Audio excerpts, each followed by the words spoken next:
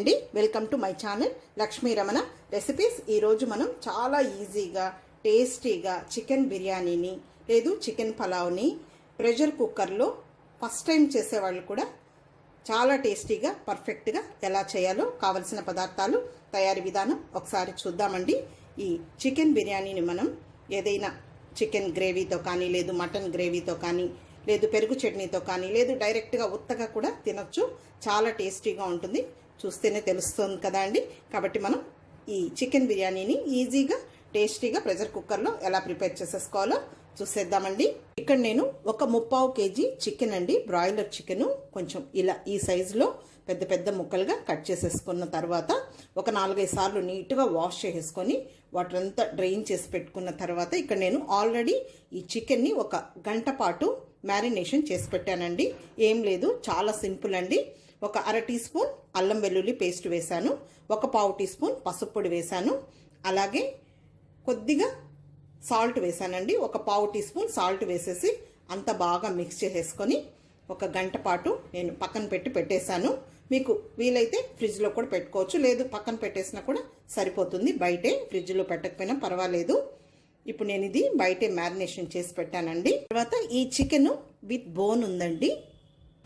అలాగే నేను ఇక్కడ బాస్మతి రైస్ను కూడా కడిగి నానబెట్టేశానండి ఒక అరగంట ముందు.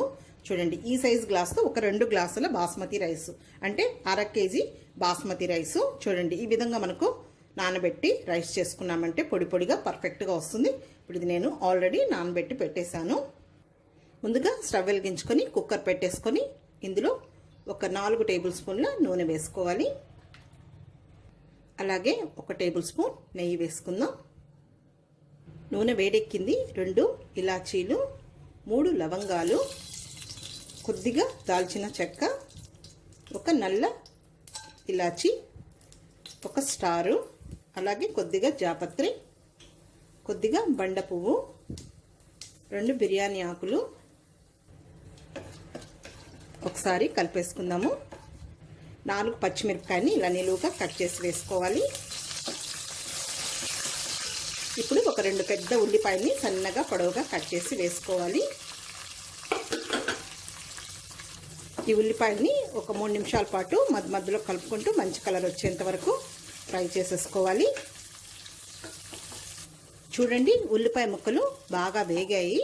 ఇందులో 1 టేబుల్ స్పూన్ ఫ్రెష్గా దంచుకున్న అల్లం వెల్లుల్లి పేస్ట్ వేసుకోవాలి. ఆల్రెడీ నేను చికెన్లో కొద్దిగా అల్లం వెల్లుల్లి పేస్ట్ వేసి మ్యారినేషన్ చేసి పెట్టాను. ఇప్పుడు ఇది పచ్చివాసన పోయే వరకు ఫ్రై చేసుకోవాలి. ఓకే అండి, ఇది కొద్దిసేపు వేగింది. ఇప్పుడు ముందుగా మనం మ్యారినేషన్ చేసి పెట్టుకున్న ఈ చికెన్ పీసెస్ని వేసేద్దాం. ఈ చికెన్ పీస్ని కూడా మనం బాగా ఫ్రై చేసుకోవాలి ఈ ఉల్లిపాయలతో పాటు.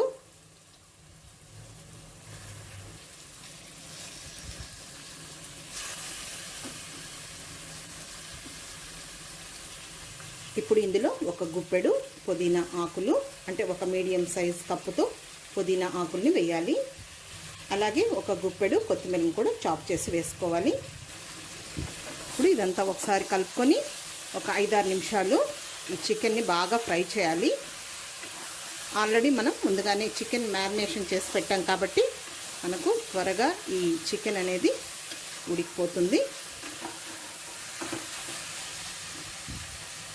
చూడండి, ఈ చికెన్ అనేది కొంచెం మనకు బాగా మగ్గింది. ఇందులో ఇంకొక 1/4 టీ స్పూన్ పసుపు పొడి, 1 టేబుల్ స్పూన్ కారం పొడి, 1 టేబుల్ స్పూన్ ధనియాల పొడి, ఇది బిర్యానీ మసాలా పౌడర్ అండి, ఇది 1 టీ స్పూన్ వేసుకోవాలి. అలాగే ఒక 2 మీడియం సైజ్ టమాటోని ఇలా ముక్కలుగా కట్ చేసి వేసుకోవాలి.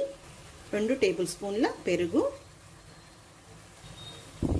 ఇప్పుడు ఇదంతా ఒకసారి కలుపుకొని ఇంకొక 5 నిమిషాలు ఫ్రై చేయాలి.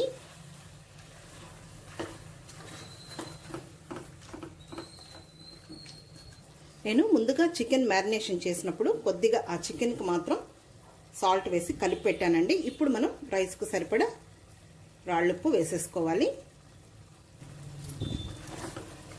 ఇదంతా ఒకసారి కలిపేసుకుందాం. చూడండి, మనకు చికెన్ అనేది సాఫ్ట్గా అయిపోయింది. మనం పెరుగు వేసాం కదా.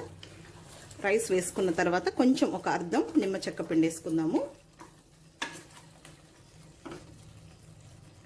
చూడండి, ఈ చికెన్ అనేది మనకు బాగా ఉడికిపోయింది. ఒక 3/4 వంతు ఈ చికెన్ అనేది ఇక్కడ ఉడికిపోయింది, చూస్తేనే తెలుస్తుంది కదా. ఇప్పుడు ఇందులో ముందుగా మనం నానబెట్టుకున్న ఈ బాస్మతి రైస్ని నీళ్లు వంపేసుకొని ఇందులో వేసేసేయాలి. ఇప్పుడు ఈ రైస్ని జాగ్రత్తగా బ్రేక్ అవ్వకుండా ఒకసారి మిక్స్ చేసేసుకోవాలి.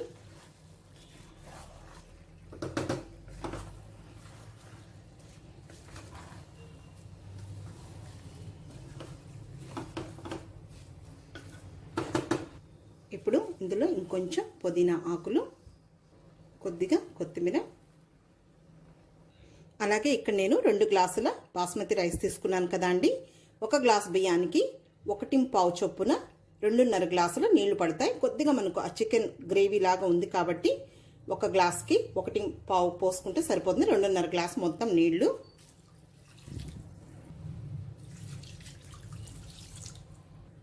రెండున్నర గ్లాస్ అయితే సరిపోతుంది.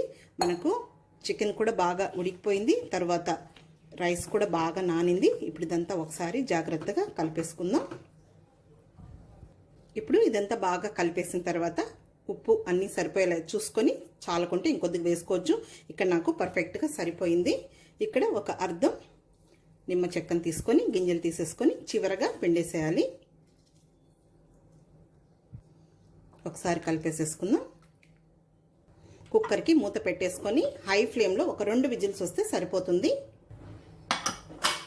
ఓకే అండి, మనకు ప్రెజర్ వచ్చిన తర్వాత, విజిల్ వచ్చిన తర్వాత, ప్రెజర్ అంతా పోయిన తర్వాత చూస్తే చూడండి, రైస్ అనేది మనకు పర్ఫెక్ట్గా పొడి పొడిగా ఉడికింది. అలాగే ఈ చికెన్ ముక్కలు కూడా మనకు బాగా కరెక్ట్గా ఉడికాయి.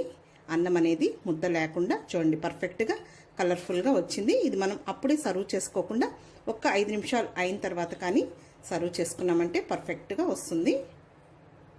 ఇప్పుడు మనం ఒక ప్లేట్లోకి డిష్ అవుట్ చేసేసుకుందాం. చాలా ఈజీగా టేస్టీగా మనం ప్రిపేర్ చేసేసుకోవచ్చండి. పర్ఫెక్ట్గా చూడండి, మీరే చూస్తున్నారు కదా రైస్ అనేది మనకు ఎంత పర్ఫెక్ట్గా వచ్చిందో.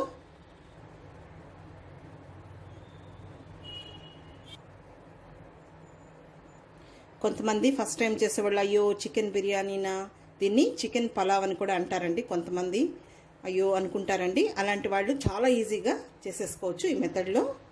అంతే అండి, చికెన్ బిర్యానీని మనం ఈజీగా ప్రెషర్ కుక్కర్లో పర్ఫెక్ట్గా టేస్టీగా ఎలా ప్రిపేర్ చేసామో చూసాం కదా. చివరగా కొంచెం కొత్తిమీర చల్లేసుకుంటే సరిపోతుంది. కాబట్టి చూసారు కదా అండి, మనం ఎలా ఈజీగా టేస్టీగా కలర్ఫుల్గా ప్రిపేర్ చేసేసామో. కాబట్టి తప్పకుండా మీరు ఈ మెథడ్లో ట్రై చేసి మళ్ళీ ఎలా వచ్చిందో కామెంట్ చేయండి. పెరుగు చట్నీతో కానీ, చికెన్ కర్రీ కానీ, మటన్ కర్రీ కానీ, లేదు ఏం లేకపోయినా ఉత్తగా కూడా పెరుగు చట్నీతో తినేయచ్చు, చాలా టేస్టీగా ఉంటుంది. కాబట్టి తప్పకుండా ట్రై చేయండి. ఈ వీడియో మీకు నచ్చినట్లయితే నా యూట్యూబ్ ఛానల్ లక్ష్మీ రమణ రెసిపీస్ని కొత్తగా చూస్తున్నవారైతే నా ఛానల్ని తప్పకుండా సబ్స్క్రైబ్ చేసుకోండి. నచ్చితే లైక్ చేయండి, షేర్ చేయండి. ఇంకొక మంచి వంటతో మళ్ళీ కలుద్దాం. నమస్తే అండి.